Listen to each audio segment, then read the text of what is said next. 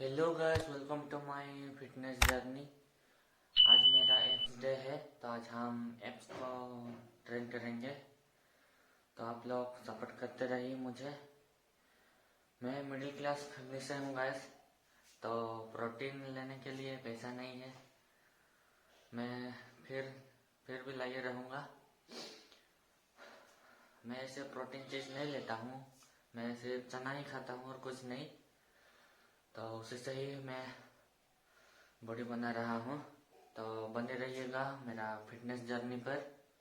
आप लोग का सपोर्ट चाहिए और कुछ नहीं। चलिए गाइस, अभी हम एप्स को ट्रेन करेंगे।